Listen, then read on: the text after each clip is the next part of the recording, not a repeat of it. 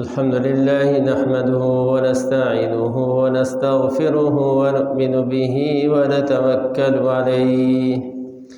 ونعوذ بالله من شرور أنفسنا ومن سيئات أعمالنا من يهده الله فلا مضل له ومن يضلله فلا هادي له ونشهد أن لا إله إلا الله وحده لا شريك له ونشهد أن سيدنا وسندنا ونبينا ومولانا محمدا عبده ورسوله صلى الله تبارك وتعالى عليه وعلى آله وأصحابه وبارك وسلم تسليما كثيرا أما بعد فأعوذ بالله من الشيطان الرجيم بسم الله الرحمن الرحيم يا أيها الذين آمنوا كتب عليكم الصيام كما كتب على الذين من قبلكم لعلكم تتقون أياما معدودات فمن كان منكم مريضا أو على سفر فعدة من أيام أخر وعلى الذين يطيقونه فدية طعام مسكين فمن تطوع خيرا فهو خير له وأن تصوموا خير لكم إن كنتم تعلمون شهر رمضان الذي أنزل فيه القرآن هدى للناس وبينات من الهدى والفرقان صدق الله مولانا العظيم وبلغنا رسوله النبي الأمي الكريم ونحن على ذلك لمن الشاهدين والشاكرين والحمد لله رب العالمين میرے بھائیوں اور دوستو عزیزو، شعبان المعظم کا مہینہ چل رہا ہے اور یہ اس کا تقریباً آخری جمعہ ہے۔ رمضان شعبان کے بعد جو مہینہ شروع ہو رہا ہے وہ رمضان کا مہینہ ہے، اور رمضان کا مہینہ تمام سال کے مہینوں کا سردار ہے۔ شہر اللہ المحرم، وہ اللہ جل جلالہ کا مہینہ ہے، تو وہ مہینہ بہت آب و تاب کے ساتھ، اپنی شان کے ساتھ، اپنی برکات کے ساتھ اور اپنے اندر نازل ہونے والی تجلیات کے ساتھ آ رہا ہے۔ اب اس مہینے سے ہم پوری طرح سے فائدہ اٹھا لیں اور ہمیں اس مہینے کے اندر نازل ہونے والی برکات سے ہم مستفید ہو جائیں،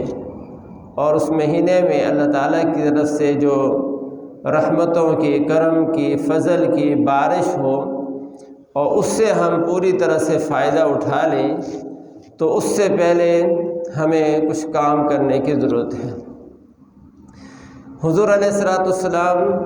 اپنی امت پر ماں باپ سے زیادہ شفیق اور مہربان تھے۔ حضور علیہ السلام کو رمضان کا اس قدر اہتمام تھا کہ 2 مہینے پہلے سے اللہ جل جلالہ سے دعائیں مانگنے کا اہتمام فرما دیتے تھے، اور جب رجب کا چاند نظر آتا تھا تو حضور علیہ السلام یہ دعا مانگتے تھے، اللہم بارک لنا فی رجب و شعبان وبلغنا رمضان، کہ اے اللہ تو ہمیں رجب اور شعبان کے مہینے میں برکت نصیب فرما، وبلغنا رمضان، اور اے اللہ تو ہمیں خیر اور عافیت کے ساتھ رمضان تک پہنچا دے، ہمیں اتنی زندگی عطا فرما دے کہ ہم رمضان کو پائیں بھی اور رمضان کی برکتیں بھی سمیٹ لیں۔ حضور علیہ الصلوۃ والسلام تو افضل البشر ہیں، افضل الانبیاء ہیں، ساری انسانیت میں سب سے اونچا مقام اللہ جل جلالہ نے جس شخصیت کو عطا فرمایا ہے وہ حضرت محمد مصطفیٰ صلی اللہ علیہ وسلم۔ آپ بخشے بخشائے ہیں، آپ کی 24 گھنٹے کی زندگی اللہ کی بندگی اور عبادت کے اندر گزرتی ہے۔ آپ کا رمضان، آپ کا غیر رمضان سارا اللہ کی بندگی سے بھرا ہوا ہے۔ زندگی کا کوئی لمحہ، زندگی کا کوئی گوشہ، زندگی کا کوئی منٹ، کوئی سیکنڈ جو ہے عبادت سے خالی نہیں ہے۔ لیکن اس کے باوجود بھی اللہ کے نبی جو ہے وہ دعائیں مانگتے ہیں اور اللہ تعالیٰ سے مانگتے ہیں کہ اللہ ہمیں اس شعبان اور رجب کے مہینے میں برکت نصیب فرما دے اور خیر عافیت کے ساتھ رمضان تک پہنچا دے، تاکہ رمضان کے اندر نازل ہونے والی برکتوں کو بھی ہم سمیٹ سکیں۔ اس قدر حضور کو اہتمام ہے۔ اور پھر جب رمضان قریب آ جاتا تھا پھر حضور علیہ الصلوۃ والسلام دعا مانگتے تھے، اللہم سلمنی لرمضان، اے اللہ تو رمضان کے بابرکت مہینے کے لیے مجھے صحیح سالم رکھ دے، مجھے سلامتی نصیب فرما دے رمضان کے مہینے کے لیے۔ وسلم رمضان علی، اور اللہ رمضان کو بھی میرے لیے سلامتی والا بنا دے۔ وسلم علی متقبلا، اور اے اللہ رمضان کے مہینے کو میرے لیے سلامتی والا بھی بنا اور قبولیت والا بھی بنا دے۔ کس قدر اہتمام ہے میرے اور آپ کے آقا حضرت محمد مصطفیٰ صلی اللہ علیہ وسلم کو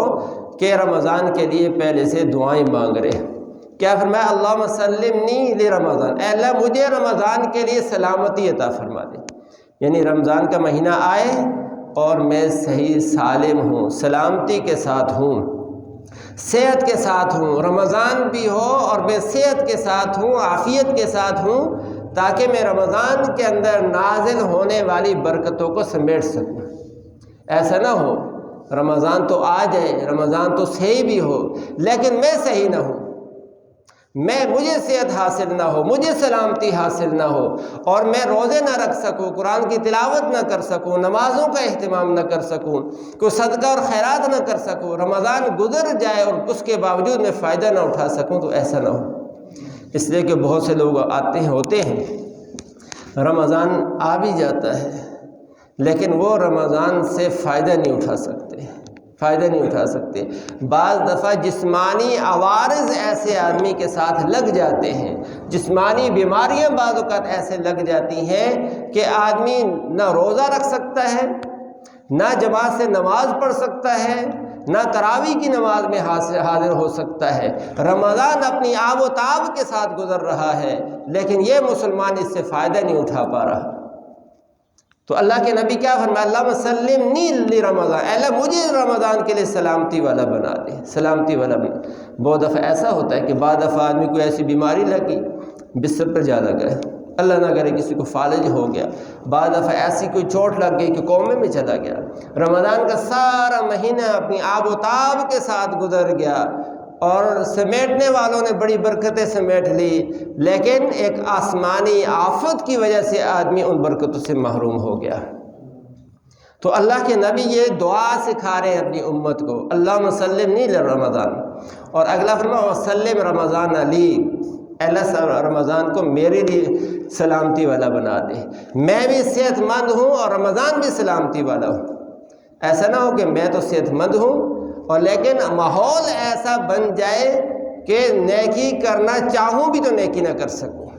رمضان سے فائدہ اٹھانا چاہوں بھی تو نہ اٹھا سکوں۔ آج سے 3-4-5 سال پہلے جب کورونا کا زمانہ تھا، اس میں جو رمضان آیا، اور رمضان تو اپنی شان آن کے ساتھ آیا، آن بان کے ساتھ آیا، لیکن مسجدیں ویران ہو گئی، مسجدیں ویران ہو گئی، جمعے کے نمازی ختم ہو گئے، تراویحوں کے نمازی ختم ہو گئے اور عام جماعت کے نمازی ختم ہو گئے کہ پابندی لگ گئی کہ تم مسجد نہیں آ سکتے۔ تو ایسا بھی ہو جاتا ہے۔ تو اس لیے حضور علیہ الصلوۃ والسلام پہلے سے دعائیں مانگ رہے ہیں کہ اللہ مجھے بھی سلامتی نصیب فرما رمضان کے لیے، رمضان کو میرے لیے سلامتی والا بنا دے، اور پھر رمضان کے اندر میں جو اعمال کروں ان اعمال کو تو قبولیت کا شرف بھی نصیب فرما دے، ان اعمال کو قبول بھی فرما دے۔ ورنہ ایسا بھی ہوتا ہے، اللہ کے نبی نے کیا فرمایا، بہت سے لوگ ایسے ہیں جو رمضان کا روزہ رکھتے ہیں، صبح سے لے کر شام تک بھوک برداشت کرتے ہیں، پیاس برداشت کرتے ہیں، لیکن اللہ کے نبی فرماتے ہیں کہ رمضان کے اندر اس بھوک اور پیاس کے برداشت کرنے کے بدلے میں ان کو کچھ بھی حاصل نہیں ہوتا۔ روزے کی مشقت کے علاوہ، بھوک اور پیاس کی مشقت کے علاوہ ثواب کا ایک ذرہ بھی ان کو حاصل نہیں ہوا، اس لیے کہ روزہ رکھا اور سارا دن غیبت کرتا رہا، روزہ رکھا حلال مال سے، رات کو حرام سے افطار کر لیا۔ تو اب کیا نتیجہ نکلا، رمضان تو آ گئے اس کے لیے، لیکن اس کو قبولیت حاصل نہیں ہوئی۔ اور اللہ کے نبی نے دوسری حدیث کے اندر کیا فرمایا تھا، منبر پر چڑھتے ہی فرمایا کہ آپ نے سیڑھی پر قدم رکھا، آپ نے فرمایا آمین، دوسری سیڑھی پر قدم رکھا، پھر فرمایا آمین، تیسری سیڑھی پر قدم رکھا، پھر فرمایا آمین۔ صحابہ نے عرض کیا، اللہ کے رسول آپ نے عجیب عمل ہم نے دیکھا آپ سے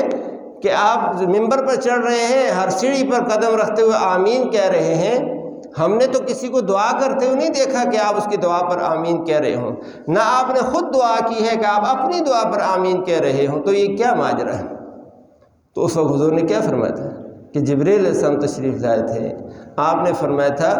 کہ دعائیں، 3 بد دعائیں جبریل نے کی تھیں، اور ان میں ایک بد دعا وہ بھی تھی کہ یا اللہ آپ کا وہ امتی جو رمضان المبارک کا بابرکت مہینہ پائے،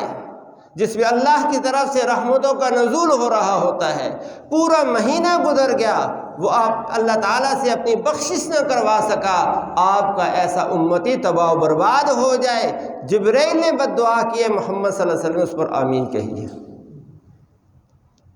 تو اس سے رمضان آئے بھی،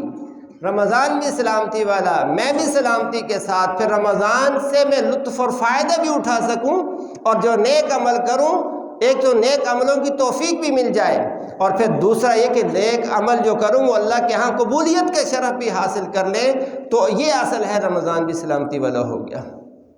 یہ رمضان سے فائدہ اٹھانا ہے۔ تو اس لیے میرے بھائی اور دوستو عزیزو، ہمیں رمضان آ رہا ہے تو اس سے پہلے کچھ کرنے کے کام ہیں، اس سے پہلے کرنے کے کام ہیں، وہ اگر کر لیں گے تو رمضان سے ہمیں فائدہ حاصل ہو جائے گا، اگر ہم نہیں کریں گے تو اس کا ہمیں رمضان آئے گا بھی، گزر بھی جائے گا، ہماری زندگی میں کوئی تبدیلی نہیں آئے گی، کوئی تبدیلی نہیں آئے گی ہماری زندگی۔ جیسے آج تک میری عمر 50 سال ہوگی، 50 سال 50 رمضان زندگی کے گزر گئے، 50 رمضان گزر کے زندگی کے، لیکن جب تک اپنے آپ کو بدلنے کی آدمی کوشش نہ کرے، اپنے آپ کو سنوارنے کی کوشش نہ کرے، تو چاہے 50 نہیں 50,000 رمضان بھی زندگی کے اندر آ کر گزر جائیں، جب تک اپنے آپ کو بدلنے کی کوشش نہیں کرے گا، نیت نہیں کرے گا کہ میں نے اس رمضان میں اپنے آپ کو بدلنا ہے، تو 50,000 رمضان اس کی زندگی میں آ کے گزر جائیں، اس نے نیت نہیں کی تو اس کو کوئی فائدہ نہیں ہوگا۔ تو پہلی بات کیا ہے کہ ہم رمضان سے پہلے اپنی ساری سابقہ زندگی سے توبہ کر لیں، اپنی جو زندگی ہم گزار رہے ہیں آج تک، اس پچھلی ساری زندگی سے سچے دل کے ساتھ توبہ کر لیں، اللہ کی جن نافرمانیوں کے اندر، جن گناہوں کے اندر، جن حکم و عدولیوں کے اندر ہم پڑے ہوئے ہیں، جو گناہ ہماری عادت بنے ہوئے ہیں، بعض دفعہ گناہ کا گناہ ہونے کا احساس بھی نہیں ہوتا، تو ان گناہوں سے سچے دل سے اگر ہم توبہ کر لیں گے، پاک صاف ہو کر رمضان کے مہینے میں داخل ہوں گے، تو پھر رمضان کے اندر نازل ہونے والی اللہ کی طرف سے جو برکات ہیں اس کا ہمیں بھرپور پھر فائدہ بھی ہوگا، فائدہ بھی ہوگا۔ جیسے ہم نماز پڑھتے ہیں، نماز پڑھتے ہیں، نماز سے پہلے کیا کرتے ہیں؟ وضو کرتے ہیں، وضو کرتے ہیں، اور وضو کے ذریعے سے اعضاء کی ظاہری گندگی کو ہم دور کرتے ہیں۔ وضو کو کیا کہتے ہیں؟ طہارت کہتے ہیں عربی میں۔ تو طہارت حاصل کرتے ہیں، پاکی حاصل کرتے ہیں، غسل کی ضرورت ہے غسل کرتے ہیں، وضو کی ضرورت ہے وضو کرتے ہیں، اور وضو اور غسل کے ذریعے سے اپنے آپ کو ہم پاک کر لیتے ہیں، پھر ہم نماز کے اندر داخل ہوتے ہیں، تو نماز پھر آدمی کی قبول بھی ہوتی ہے اور اللہ کے ہاں اس کے درجات بھی بلند ہوتے ہیں، درجات بھی بلند ہوتے ہیں۔ اسی طرح اگر آدمی عمرے کے لیے جاتا ہے، حج کے لیے جاتا ہے، تو اپنے بدن کے کپڑوں کو اتار دیتا ہے اور احرام باندھ لیتا ہے، وہاں کا لباس پہن لیتا ہے اور ظاہری طور پر اپنے آپ کو پاک کر لیتا ہے، پاک ہو کر اللہ کے پاک گھر کے اندر داخل ہوتا ہے، تو پھر وہاں کی برکات کو بھی سمیٹتا ہے آدمی۔ تو اسی طرح اگر ہم یہ چاہیں کہ رمضان کو جو مہینہ آ رہا ہے، اس کے اندر نازل ہونے والی اللہ جل جلالہ کی طرف سے جو برکات اور خیرات اور رحمتیں اور تجلیاں نازل ہوتی ہیں وہ ہمیں حاصل ہو جائے، ہم ان کو سمیٹ لیں، تو اس سے پہلے ضروری ہے کہ اپنے آپ کو پاک کر لیں، اپنے دل کو پاک کریں، اپنے دل کو ہم پاک کر لیں۔ گناہوں کی غلاظت کی وجہ سے، اللہ کی نافرمانی کی وجہ سے ہم نے اپنے جسم کو، اپنے دل کو ناپاک کیا ہوا ہوتا ہے۔ جسم اور دل ناپاک ہے، اس ناپاک دل کے اندر پھر اللہ کی محبت پیدا نہیں ہوتی، پھر پیدا نہیں ہوتی، پہلے اس کو پاک کرنا پڑے گا۔ جیسے ہم دیکھتے ہیں نا، بچے مٹی میں کھیل رہے ہوتے ہیں، مٹی میں کھیل رہے ہوتے ہیں، بعض دفعہ برتنوں سے کھیل رہے ہوتے ہیں، ریت میں کھیل رہے ہیں، برتنوں سے کھیل رہے ہیں، وہ برتن ان کے گندے ہو جاتے ہیں۔ اب اگر بھوک لگ جائے، پیاس لگ جائے، تو دوڑتے ہوئے ماں کے پاس آتا ہے اور وہی گندا برتن لے کر نہیں آتا کہ اماں جی مجھے پانی دے دے، پانی مجھے چاہیے۔ اور اگر وہ میلا برتن ریت والا، مٹی والا لے کر بھی آئے، تو اماں اس کو کیا کہتی ہے کہ اس کو چھوڑو، صاف برتن کے اندر پانی پیو، صاف برتن کے اندر پانی پیو۔ تو صاف برتن کے اندر اس کو کھانا اور پانی دیتی ہے ماں۔ تو ایسے ہی ہم دنیا کے اس کھیل تماشے کے اندر لگ کر، دنیا کھیل تماشا ہے، یہ کھیل تماشا ہے، اس لیے ہم اپنی کمائی میں بھی حلال حرام کی پرواہ نہیں کرتے، اللہ کے حقوق کو بھی ضائع کرتے ہیں، بندوں کے حقوق کو بھی ضائع کرتے ہیں اور اللہ کی نافرمانیاں کرتے رہتے، تو ہمارا دل، دماغ، روح ہماری ناپاک ہو چکی ہوتی ہے۔ تو جب تک ہم توبہ کر کے اپنے دل، دماغ اور روح کو پاک نہیں کرتے اور پاک کر کے رمضان میں داخل نہیں ہوتے، تب تک فائدہ نہیں ہوگا، اس کا فائدہ نہیں ہوتا۔ اور گناہ جو ہوتے ہیں نا، گناہ یہ ایک ظلمت ہے، گناہ انسان کی نیکیوں کے اندر رکاوٹ بنتے ہیں، رکاوٹ بنتے ہیں۔ ایک بزرگ فرما رہے تھے کہ نیکیاں آپس میں رشتہ دار ہوتی ہیں،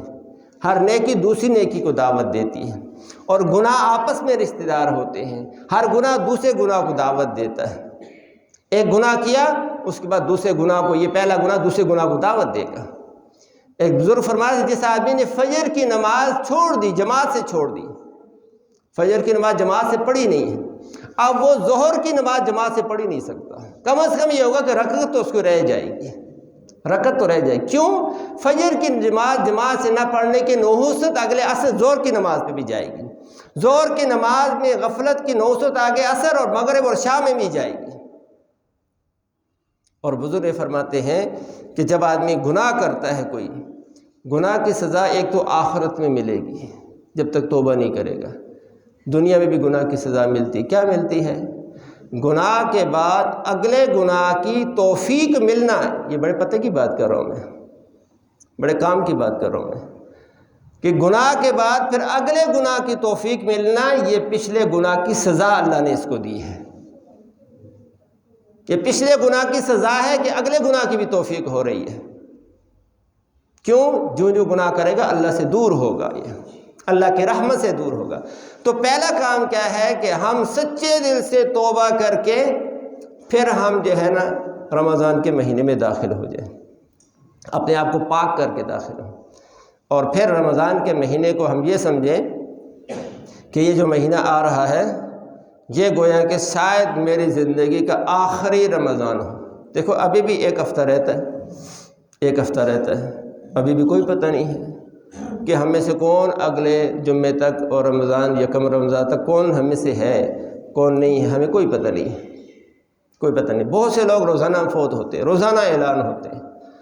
کہ ہمیں پتہ نہیں کہ اگلے اس جو رمضان اس پر بھی ہم پہنچ سکتے ہیں یا نہیں پہنچ سکتے۔ تو زندگی کا آخری رمضان سمجھ کے ہم گزاریں، سمجھ لیں کہ بس یہ زندگی کا آخری رمضان ہے، اللہ کی ذات سے امید رکھیں گے کہ اللہ آگے بھی نصیب کرے، لیکن اس رمضان کے ساتھ ہم نے رویہ کیا اختیار کرنا ہے کہ زندگی کا آخری رمضان ہے گویا ہمارا۔ جیسے اگر کسی آدمی کو پتہ چل جائے کہ جمعے کی نماز اس کی آخری نماز ہے بس، اور اگلے تک عصر تک نہیں رہے گا، پتہ چل جائے تو کیسے پڑے گا، اس کو کیسے گزارے گا، اس کے قیام کا کیا طریقہ ہوگا، اس کا رکوع کیسا ہوگا، اس کا سجدہ کیسا ہوگا، اس کی دعا کیسی ہوگی اگر پتہ چل جائے۔ تو اسی طرح سے رمضان کے مہینے کو اپنی زندگی کا آخری رمضان سمجھ کے آدمی گزارے، اور اس میں خوب اعمال کے اندر ہم نے وقت گزارنا ہے، خوب اعمال کے اندر وقت گزارنا ہے۔ اور اسی طرح اس کی تیاری ہم ابھی سے شروع کریں، ایک ہفتہ رہتا ہے نا، اسی سے ابھی سے تیاری شروع کریں، ہم تیاری شروع کریں۔ رات کو لمبی راتیں ہیں آج کل، جلدی سوئے آدمی، تہجد کا ابھی سے اہتمام شروع کر دے، نوافل کا اہتمام ابھی سے شروع کر دے، قرآن پاک کی تلاوت کا اہتمام ابھی سے شروع کر دیں ہم۔ ابن رجب حنبلی رحمۃ اللہ نے لکھا ہے صحابہ کے بارے میں کہ رمضان جب شعبان آتا تھا اکبوا علی المصاحف وقرؤوها، ان کا حال یہ ہوتا تھا کہ شعبان کے اندر ہی قرآن سے چمٹ جاتے تھے، بس کثرت کے ساتھ قرآن پاک کی تلاوت شروع کر دیتے تھے، جو موقع ملا وقت خالی ہوا فوراً قرآن کھول لیے، تلاوت شروع کر دی۔ اور دوسرے نمبر پر کیا کہ اپنے مالوں کی زکوٰۃ شعبان میں دے دیتے تھے، شعبان میں مالوں کی زکوٰۃ دے دیتے تھے۔ کیوں؟ اس لیے کہ شعبان کے اندر اگر ہم اپنے مالدار لوگ اپنے مال کی زکوٰۃ شعبان کے اندر دے دیں گے تو پھر جو غریب طبقہ ہے ان تک وہ زکوٰۃ پہنچ جائے گی، تو وہ بھی اپنے رمضان سے کسی حد تک بے فکر ہو جائیں گے کہ چلو ہمارا کام ہی بن گیا، اب ہمارا رمضان بھی خیریت سے گزر جائے گا۔ ورنہ وہ کیا سوچیں گے کہ ہماری سحری کیسے ہوگی، ہماری افطاری کیسے ہوگی، ہمارے بچوں کی سحری کیسے ہوگی، ہماری بچوں کی افطاری کیسے ہوگی، وہ اسی فکر میں لگے رہیں گے۔ رمضان ان کو ان کی معاشی فکر کی وجہ سے رمضان سے فائدہ نہیں اٹھا سکیں گے۔ تو نیک لوگ جو ہوا کرتے تھے وہ رمضان کے سے پہلے ہی اپنے مالوں کی زکوٰۃ دے کر، تاکہ جو غریب لوگ ہیں وہ بھی سحری اور افطاری کا لطف وہ بھی اٹھا سکیں، اور وہ بھی یکسوئی کے ساتھ اللہ کی بندگی کر سکیں۔ یہ اللہ تعالیٰ سے مانگنے کی چیزیں ہوتی ہیں۔ دین کی جو سمجھ ہے نا، دین کی سمجھ، دین کا فہم، یہ اللہ سے مانگنے کی چیز ہوتی ہے۔ ہم اللہ سے مانگے کہ اللہ ہمیں دین کا فہم دے، دین کی سمجھ عطا فرما۔ دین کی سمجھ کیا ہے کہ کس وقت میں نے کون سا عمل کرنا ہے، کس وقت میں نے کیا عمل کرنا ہے جس سے میرا اللہ مجھ سے راضی ہو جائے بس۔ تو اس لیے ہم وہ پہلے سے زکوٰۃ بھی ادا کر دیتے تھے تاکہ غریب لوگوں کو فائدہ ہو جائے، اور وہ غریب بھی اس انتظار میں بعض اوقات ہوتے ہیں کہ پچھلے رمضان میں فلاں بندے کی طرف سے مجھے گھر کے ضرورتوں کے لیے راشن آ گیا تھا، وہ اس سال بھی دے گا، اس انتظار میں ہوتے ہیں وہ۔ تو اگر ان کو پہنچ جائے تو رمضان ان کا خیریت سے گزر جاتا ہے۔ تو ہم اس کا بھی اہتمام کریں، اور میں نے عرض کیا تھا گناہوں سے بچنے کا بھی ابھی سے اہتمام کریں، گناہوں سے بچنے کا اہتمام کریں۔ رات کو تہجد ابھی سے ہم شروع کر دیں، رات کو نفل پڑھنا، رات کی تہجد میں تہجد کی 2 رکعتیں دنیا اور دنیا کے اندر جو کچھ ہے اس سب سے زیادہ قیمتی ہے، اور فرمایا نوافل کے اندر سب سے افضل ترین نماز وہ رات کی 2 رکعتیں ہیں، تہجد کی نماز سب سے افضل ترین نماز ہے، اس کا بھی اہتمام کریں۔ عجیب بات یہ ہے، دیکھو ہم اپنے آپ کو نیک اعمال کا عادی نہیں بنائیں گے نا، ابھی سے 1 ہفتہ رہتا ہے، پھر رمضان آئے گا، سحری میں بندہ 1 گھنٹہ پہلے اٹھ جائے گا، ٹھیک ہے، اٹھے گا، وہ کھانا بھی کھا لے گا اور سحری بھی کر لے گا، سگریٹ کا عادی سگریٹ بھی پی لے گا، نسوار بھی اپنی ڈال لے گا، ساری چیزیں پوری کر لے گا، گھنٹہ پہلے اٹھ گیا، سارے کام کر لیے، 5 منٹ اس کو نفل کی توفیق نہیں ہوگی، 5 منٹ اس کو دعا کی توفیق نہیں ہوگی۔ کیوں نہیں ہوگی؟ اس لیے کہ جو آدمی اپنے آپ کو عادی نہیں بنائے گا، گناہوں کو نہیں چھوڑے گا، گناہ میں نے عرض کیا نا یہ نیکیوں کے اندر رکاوٹ بن جاتے ہیں۔ حضرت حسن بصری رحمۃ اللہ علیہ سے کسی نے پوچھا، عرض کیا کہ حضرت میں رات کو جب لیٹتا ہوں تو پوری تہجد کی نیت کر کے لیٹتا ہوں، نیت کر کے لیٹتا ہوں کہ ضرور اٹھوں گا، اور لوٹا پانی کا بھر کے اپنی چارپائی کے ساتھ رکھ کے سوتا ہوں کہ اٹھوں تاکہ دیر نہ لگے، فوراً استنجا وضو کر لوں گا میں۔ پوری نیت ہوتی ہے اٹھنے کی، انتظام بھی کر کے سوتا ہوں، پھر بھی تہجد میں نہیں اٹھ پاتا، تو کیا وجہ ہے؟ تو فرمایا تیرے دن کے جو گناہ ہے نا، تیرے دن کی جو نافرمانی ہے اللہ کی، وہ اس نیکی کے اندر رکاوٹ بن جاتی ہے۔ تو دن میں اللہ کی نافرمانی جب کرتا ہے تو دن کا نافرمان رات کو اللہ کے سامنے کھڑا نہیں ہو سکتا، اس لیے کہ تہجد تو اللہ سے ملاقات کا وقت ہے۔ تہجد میں تو بندہ اللہ سے ملاقات کرتا ہے، اللہ اپنی قدرت اور رحمتوں کے ساتھ آسمان دنیا پر تشریف لاتے ہیں، اور اللہ کی طرف سے اعلان ہو رہا ہوتا ہے، حل من سائل فأعطیہ، ہے کوئی مانگنے والا جس کو میں عطا کروں۔ لیکن دن اللہ کی نافرمانی میں گزر کر گناہوں کے اندر اپنے آپ کو جو ناپاک کر کے پھر اللہ کے سامنے کھڑا نہیں ہو سکتا، اللہ سے ملاقات نہیں کر سکتا، اور اللہ کی طرف سے تو اس وقت تجلیات برستی ہیں۔ حسن بصری رحمۃ اللہ علیہ فرماتے ہیں کہ بعض لوگ ایسے ہوتے ہیں جو چہرے خوبصورت نہیں ہوتے، وہ سانولے ہوتے ہیں، کالے رنگ کے ہوتے ہیں، لیکن تہجد گزار ہوتے ہیں، تو اس تہجد کے اندر اللہ کے سامنے کھڑا ہونے کی وجہ سے ان کے چہروں پر اللہ نورانیت کو ڈال دیتا ہے، نورانیت ڈال دیتا ہے اللہ تعالیٰ، ان کے چہرے خوبصورت ہوتے ہیں۔ اور مولانا یوسف رحمۃ اللہ علیہ تبلیغ کے امیر جو دوسرے نمبر مولانا الیاس کے بیٹے تھے، وہ فرماتے تھے کہ اگر رات کے اندر تہجد کے وقت میں کوئی بھنگی عورت جو اس وقت جھاڑو بھی دے گی تو اللہ کی تجلیات اس کے چہرے پر بھی پڑیں گی، اللہ کی تجلیات اس کے چہرے پر بھی پڑیں۔ تو اس لیے ہم رات کو اٹھنے کا اہتمام ابھی سے شروع کریں، اور قرآن پاک کی تلاوت کا بھی اہتمام ابھی سے شروع کریں، روزانہ قرآن پاک کی تلاوت آج سے شروع کر لیں۔ آج سے شروع کریں گے تو رمضان میں توفیق ہوگی، آج سے شروع نہیں کریں گے تو وہی بات ہوگی، موبائل پر میسج بھی دیکھیں گے، واٹس ایپ پر بھی دیکھیں گے، فیس بک بھی دیکھیں گے، یوٹیوب، سارا سوشل میڈیا ہم استعمال کریں گے، لیکن قرآن ختم کرنے کی توفیق نہیں ہوگی۔ اور بہت سے ایسے لوگ ہوتے ہیں پورا کا پورا مہینہ رمضان کا گزر جاتا ہے، بعد دفعہ پورا سال گزر جاتا ہے، قرآن کھولنے کی توفیق نہیں ہوتی۔ اس پر ایک واقعہ سنا کے بعد ختم کرتا ہوں۔ ہندوستان کے اندر ایک مسجد کے امام تھے، تو رمضان کے اندر ان کے رمضان سے پہلے ان کی ایک بندے نے دعوت کی۔ لوگ ہوتے ہیں اپنے امام کی دعوت کر لیتے، ان کی دعوت کی کسی نے، مقتدی تھا ان کا، وہ آئے، کھانا کھایا، کھانا کھا کے چلے گئے۔ اب کھانا کھا کے جب گئے تو ان کے کہیں چرپائی پر کوئی پیسے تھے رکھے ہوئے، وہ پیسے کہیں ان کے گم ہو گئے۔ تو اور تو گھر میں آیا کہ کوئی نہیں، وہ مولوی صاحب آئے تھے، میاں بیوی دونوں پریشان ہو گئے کہ وہ تو مولوی صاحب پیسے لے گئے، ہمارے پیسے لے گئے وہ ہمارے، لیکن ان کو کہہ نہیں سکتے تھے، پوچھ نہیں سکتے، پورا سال ان کی بدگمانی میں گزر گیا کہ یہ تو ہم نے مولوی صاحب بلائے تھے، وہ تو چور نکلے ہیں، پیسے ہمارے لے گئے۔ اگلے سال پھر جب رمضان آیا تو مختلف محلے والوں نے ان کی دعوت کی، انہوں نے بھی ان کی دعوت کر لی دوبارہ، چلو اب جو ہے ناک بچانے کے لیے اور لوگوں کو دکھلانے کی، چلو دوبارہ دعوت کر لیتے ہیں مولوی صاحب کی۔ دعوت کی انہوں نے، پھر آئے مولوی صاحب، تو انہوں نے کھانا کھانے کے بعد ان سے پوچھا کہ حضرت آپ نے کوئی محسوس کیا کہ میں پورا سال آپ سے تھوڑا دور دور رہا ہوں؟ تو انہوں نے کہا ہم، میں نے محسوس تو کیا ہے کہ تم دور دور رہے ہو، لیکن مجھے تو وجہ نہیں پتا۔ ان کا آپ کو وجہ پتہ ہے؟ انہوں نے کہا مجھے نہیں پتا کیوں دور رہے تم۔ اس نے کہا پچھلی دفعہ جب آپ آئے تھے تو آپ نے کھانا کھایا تھا اور ہمارے یہاں پیسے رکھے ہوئے تھے،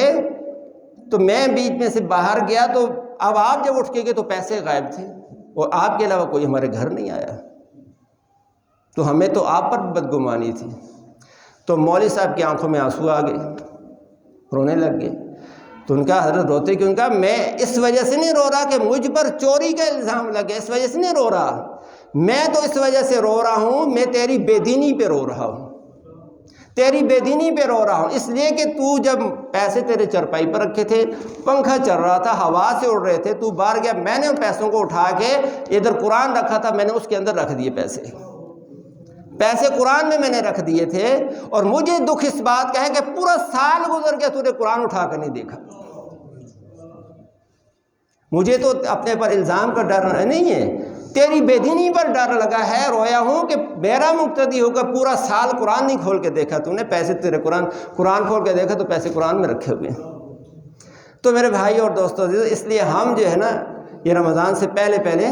تھوڑی سی اپنے آپ کو عبادات کا عادی بنائیں، نمازوں کا اہتمام کریں، فرائض جماعت سے پڑھنے کا اہتمام کریں، روزانہ قرآن پاک کی تلاوت کا اہتمام کریں، ہو سکے تو تہجد کو بھی شروع کر دیں، اپنے گناہوں سے ہم توبہ استغفار کر لیں تاکہ پاک صاف ہو کر ہم رمضان میں داخل ہوں۔ اللہ تعالیٰ مجھے آپ کو عمل کی توفیق نصیب فرمائے۔ سنت